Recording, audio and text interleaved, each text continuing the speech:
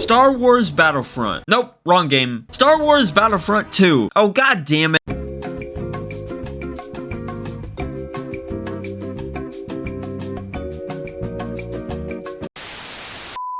Alright, let's try this again.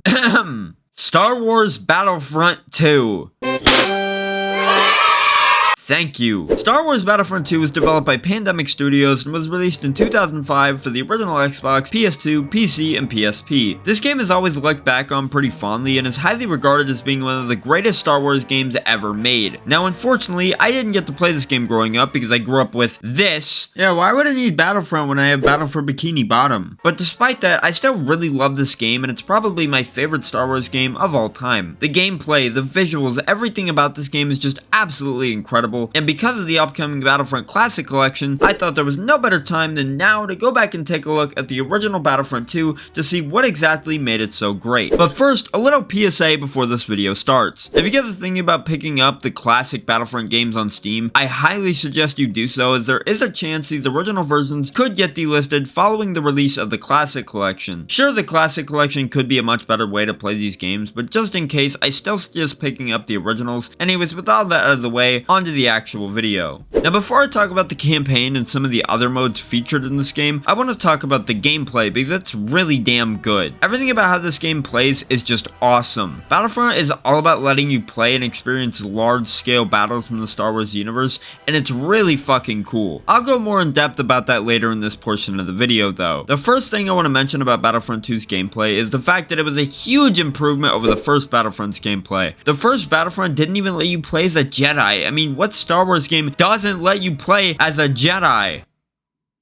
Oh yeah! Anyways, everything from the ground combat to the space combat is really great and surprisingly really immersive, as weird as that sounds. There's nothing more fun than running across Hoth trying to make it to an objective while you're trying to avoid being hit by incoming blaster fire and fighting off countless enemies as they try to prevent you from reaching their objective. Being able to play through all the different battles from the Star Wars universe is something this game nails perfectly. You actually feel like you're taking part in all these important battles from the movies because of how good this game's presentation and gameplay is. Something this game and its predecessor pioneered was the ability to change between a third-person perspective and first-person on the fly. It's such a cool mechanic that I wish would be used in more games outside of Battlefront. The best way I can really describe the gameplay of Battlefront 2 is that it's super chaotic, in a good way of course. You're constantly getting caught in the middle of massive shootouts and always seeing explosions everywhere you go. This makes every match feel way more exciting. Could you imagine if each match you played had absolutely nothing going on and it was just the Republic and Separatists just kind of standing there doing nothing?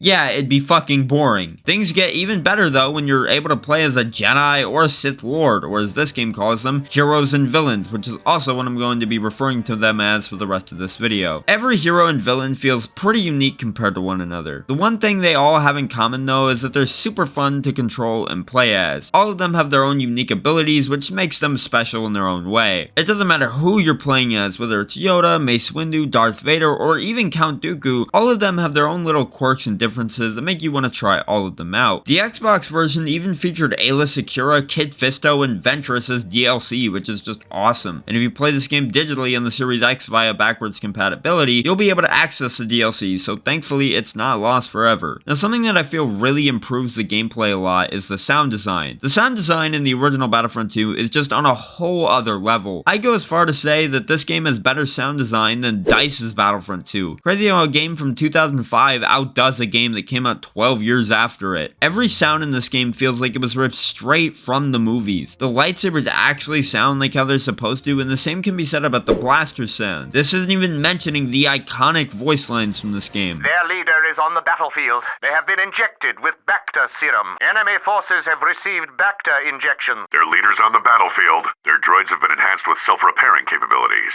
Their surveillance scanners are jamming our signals. Even when not talking about the great sound design, this game just does a great job of immersing you in the world of Star Wars with the maps. Every map you play looks identical to how they actually look in the movies they're from. Mustafar, Mos Eisley, the Death Star, and so on and so forth.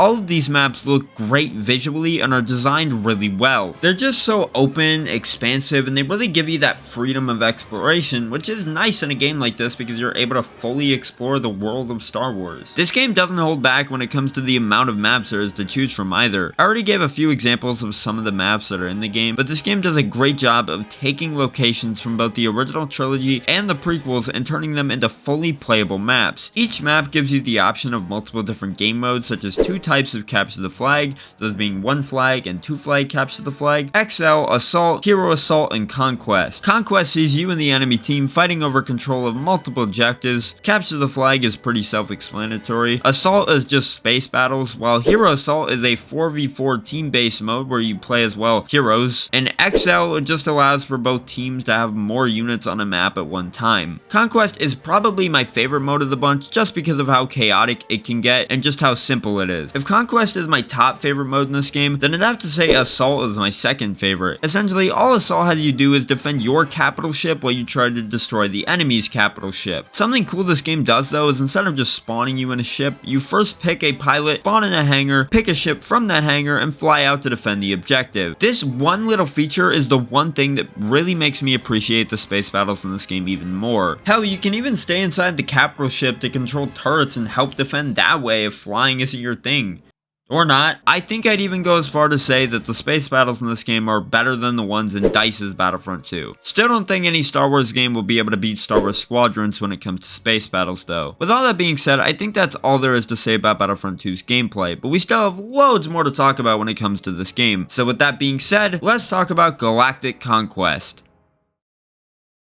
Galactic Conquest is a mode that I actually had never played up until I started making this video. After playing about an hour of it though, I have to say, it's not bad. Galactic Conquest is a strategy type game mode where you battle against an AI for control over an entire galaxy. Every planet you move to that is controlled by an enemy, you'll end up having to fight them over control for it in Conquest. As you win more and more fights, you'll be given credits which you can use to buy upgrades and more units for you to use in battle. Overall, this mode is surprisingly in depth for just being a little side mode and could easily work as a full game on its own. I always enjoyed Star Wars strategy games like Empire at War and Galactic Battlegrounds, and because of that, I really found myself enjoying Galactic Conquest. Here's to hoping this mode makes a return in the Classic Collection. Also, EA, please remaster Galactic Battlegrounds.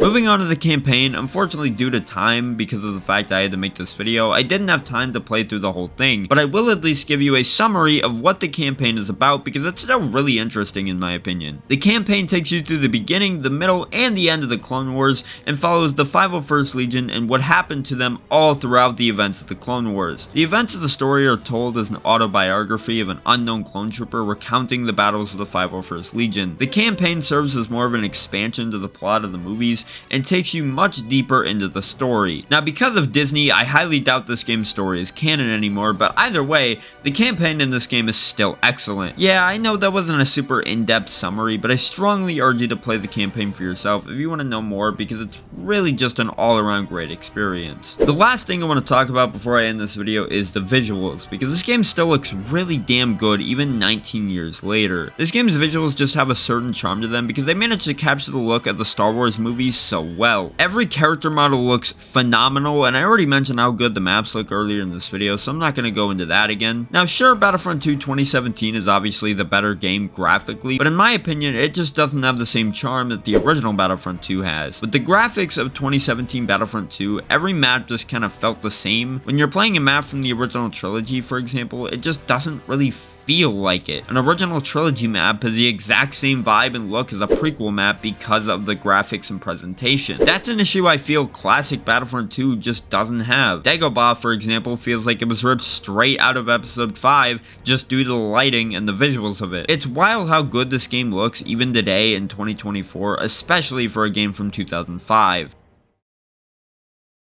So that was Battlefront 2, and I gotta say, this game is still a great time 19 years later. It's just packed with content which will give you endless hours of fun. The campaign is a great time and takes you deeper into the story of the Star Wars movies. The gameplay is still really fun, and visually the game still looks great. As I said too, this game is just packed with content, so if you can get your hands on a copy of this game, I highly suggest trying it if you've never played it. And for those of you that maybe grew up playing this game and want to dive back into it before the Classic Classic Collection comes out, it's definitely worth playing again. And the multiplayer servers are still up on PC, all of which are super active 99% of the time. Overall, Battlefront 2 is just pure fun, and I can't wait for the Classic Collection to come out so more people can experience this game for the first time. Now, if only they'd remake Star Wars Episode 3, the video game.